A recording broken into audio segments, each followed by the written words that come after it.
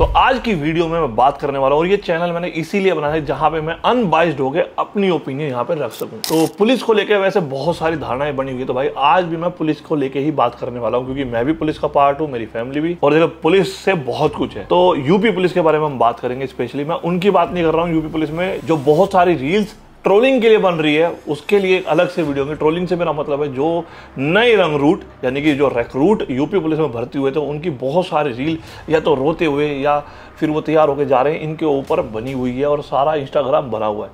इसके अलावा जो मेजर इशू है जो अभी यूपी में वायरल हो रहा है, हम उस पर बात करेंगे।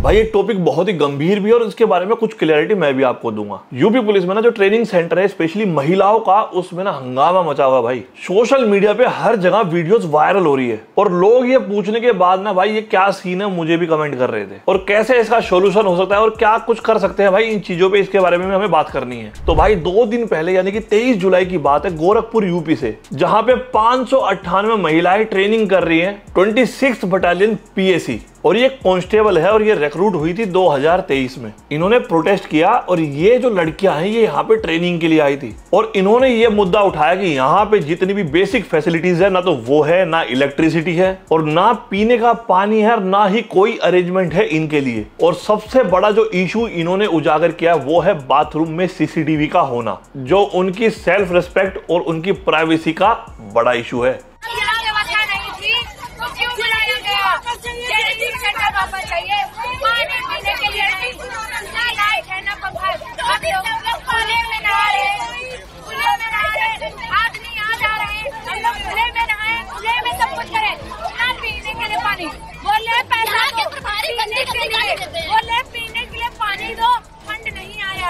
और भाई हद तो तब होती है जब ये बोल रही हैं कि इन महिला कांस्टेबल को ओपन में नहाना पड़ता है, क्योंकि इनका जो प्राइवेट बाथिंग एरिया है वो है ही नहीं। और जो इनके इंस्ट्रक्टर है ना, यानी कि जो ट्रेनिंग कराते हैं, उनका भी इनके प्रति एब्यूजिव लैंग्वेज का जो इनका मतलब तरीका है वो बहुत ही गलत है। और ये सुन के तो ना भाई और भी शौक लगा, जो ट्रेनी है इन्होंने ही रोड ब्लॉक किया है।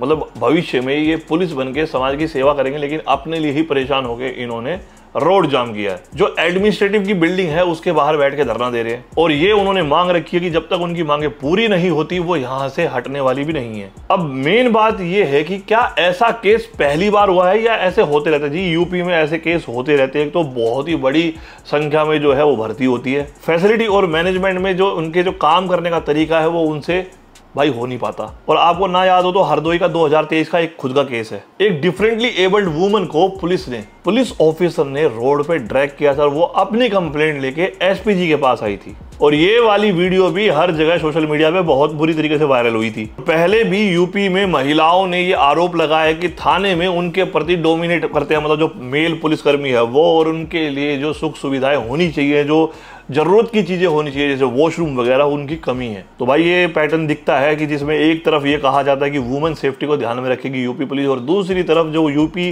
पुलिस की जो ट्रेनी महिलाएं हैं उनको ही रिसोर्सेज की कमी है, और इवन उनकी प्राइवेसी भी यहाँ पे भाई मतलब खतरे में है। जो गोरखपुर वाला केस है उसमें तो भाई एक्शन भी लिया गया है और 2 लोगों के खिलाफ मतलब एक्शन ले लिया है। जो कमांडेंट है उनके आनंद कुमार और जो फिजिकल ट्रेनर है संजय राय जी को सस्पेंड भी कर दिया गया है। और जो पुलिस का जो प्रशासन का कहना है, उनका भाई ये कहना है कि जो पानी और बिजली की समस्या है ना वो टेक्निकल फॉल्ट की वजह से है, और जो CCTV वाला जो क्लेम है उन्होंने मतलब बेसलेस बोला है। तो भाई अगर इसमें मैं महिलाओं की बात भी अगर मान लीजिए चीज़ें सही है, भाई पुलिस ने जो अपना बयान दिया है, जो भी चीज़ कहा कि ये बेसलेस है, लेकिन अब मैं आपको बताता हूँ अपना खुद का एक्सपीरियंस, और जितने भी भाई पुलिसकर्मी होंगे ना सबको बताता हूँ। भाई हम जब भर्ती हुए ना तो भाई 2000 लोगों ने ट्रेनिंग की थी एक ही ट्रेनिंग सेंटर में। इससे पहले कॉमनवेल्थ आने वाला था तो हमें जहाँ पे ट्रेनिंग सेंटर था भी नहीं वहाँ पे रखा गया था भाई, ठीक है।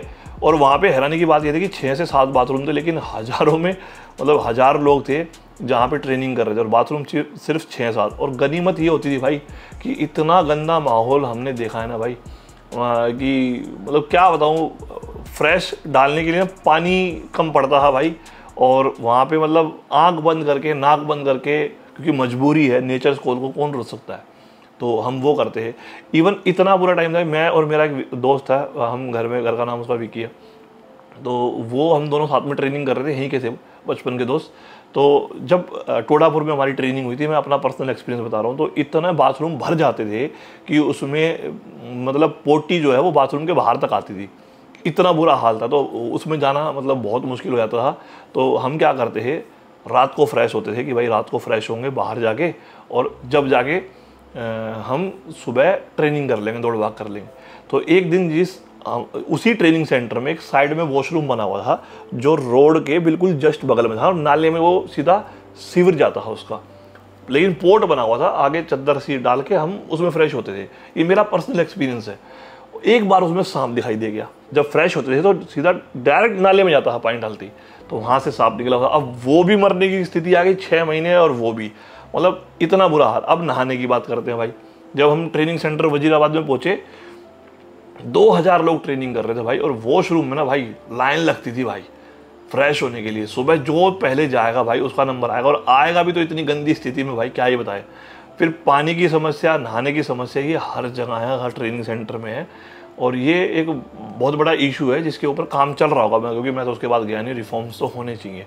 अब जब बात आती है कि भाई इतनी बड़ी भर्ती हुई है, उससे पहले रिसोर्सेज हमें होने चाहिए। अब यकीन मानेंगे कि एक बैरिक में ना 30 बच्चे होते हैं, 30 बच्चे। मैं अपने टाइम में बता रहा हूँ, मड बोलते हैं हमारे टाइम में। तो नीचे दीवार होती थी इतनी बड़ी, और उसके ऊपर का एरिया खाली, और ऊपर टीन।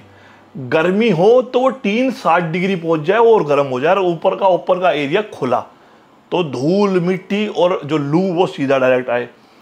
अब जब सर्दी हो तो वो ठंडी हवा में कन्वर्ट हो, मतलब क्योंकि नीचे तो सिर्फ दीवार 4 फीट की, 5 फीट की, और ऊपर का खाली, और उसके ऊपर टीन शेड, बीच में लोहे के पोल। तो ये होता है भाई, ये और ये फैक्ट है, क्योंकि समस्याएं होती हैं। अगर ये लड़कियां कह रही हैं तो कुछ ना कुछ कहीं ना कहीं बुरी हालत होगी। ये खुद भी हर एक पुलिसकर्मी ने झेली हुई है ट्रेनिंग में। रही एब्यूजिव लैंग्वेज की भाई, तो पहले तो ऐसा बोलते हैं कि भाई बाहर पब्लिक की गाली खाओगे इसलिए स्ट्रोंग बना देते हैं मेंटली, लेकिन ये फैक्ट है, जो व्यवहार किया जाता है वो गलत है। और अभी मेरे ख्याल से सुधार आ रहा है, आएगा भी आगे। इसीलिए जो अब की जनरेशन की पुलिस है वो बाहर देखो आप बहुत कम बदतमीजी करते मिलेगी आपको, और जो ओल्ड होते थे उनका रवैया, बात करने का तरीका बहुत अलग था। और एक बात मतलब, अगर यार जो पुलिस बनने जा रहे हैं, जो भविष्य में सुरक्षा करेंगे, अगर वो ही वहाँ पे असहज महसूस कर रहे हैं, तो ये बहुत बड़ा साइन है कि जिसमें मतलब व्यवस्था खराब हो सकती है। तो मुझे तो ऐसा लगता है कि भाई अगर ट्रेनिंग हो रही है वहाँ पे जोर ज़बरदस्ती और प्रेशर डालना, मेहनत कराना, वो एक अलग साइड है। मानसिक प्रताड़ना और नेचर कॉल के लिए मजबूर होना, ये बहुत ही अलग है। और ये देखो भाई नॉर्मल सी चीज़ें, हम भी हुए हैं, और लेकिन लड़कियों के लिए बहुत मुश्किल होता है, क्योंकि उनका रहन सहन, उनकी प्राइवेसी थोड़ी अलग किस्म की। लड़के क्या है भाई, 20 जने खड़े होकर पानी डाल के नहा लेंगे ओपन में भी।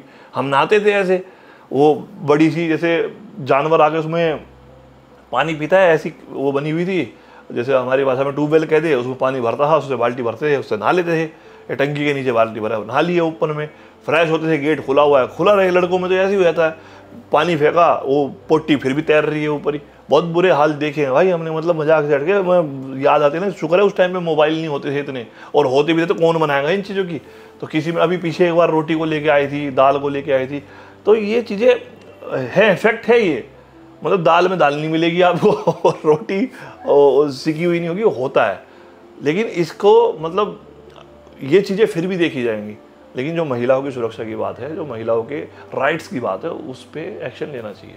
तो और बाकी आपका क्या सोचना है इसमें, आप ज़रूर मुझे कमेंट करके बताना। और भाई मैंने तो बहुत सारी चीज़ें एक्सपीरियंस किए, तो अपने एक्सपीरियंस को शेयर कर दिया, और हम हंसते थे उस टाइम पे भाई। ऐसा नहीं है कि हम बहुत परेशान होते, लड़के हैं भाई, यंग थे बिल्कुल यार, 20 साल के। हम तो घर से आए थे भाई, नौकरी लग गई, अब मज़े लेंगे यहाँ पे। रात को फ्रेश होने जा रहे हैं भाई, सांप आ गया भाई, दोनों भाई डर गए भाई। मैं कहा ऐसी जगह काट लेगा ना, दिखाने के ना डॉक्टर। और हम तो आपस में ये बोलते हैं भाई, अगर यहाँ कर रहे होते और ये सांप काट लेता तो चूस से कैसे निकालते उस जहर को, जो फिल्मों में देखा है। तो हम तो ऐसे थे। ठीक है, आपका क्या कहना है भाई, कमेंट करके बताना मुझे। और इस इशू पे क्या कुछ सोल्यूशन हो सकता है, क्योंकि बहुत बड़ी भर्ती अभी आ रही है। और रही इंस्टाग्राम पे जो यूपी पुलिस में जब कांस्टेबल जो भर्ती हुए, उसके बाद में भाई बहुत सारी रील्स वायरल हो रही है कि देशभक्ति के गाने और रोते हुए जो विदाई हो रही है, उसके ऊपर मैं वीडियो बनाऊं या ना बनाऊं, बाकी आपकी मर्जी है भाई। अनबायस्ड होके मैंने ये ओपिनियन दिया है, ऐसा नहीं है कि मैं मतलब मीठी मीठी बातें भी कर सकता है, लेकिन अनबाइस्ड हो गया मैंने ओपिनियन दिया है। ठीक है, मिलते हैं नेक्स्ट वीडियो में। Love you all, take care and जय हिंद।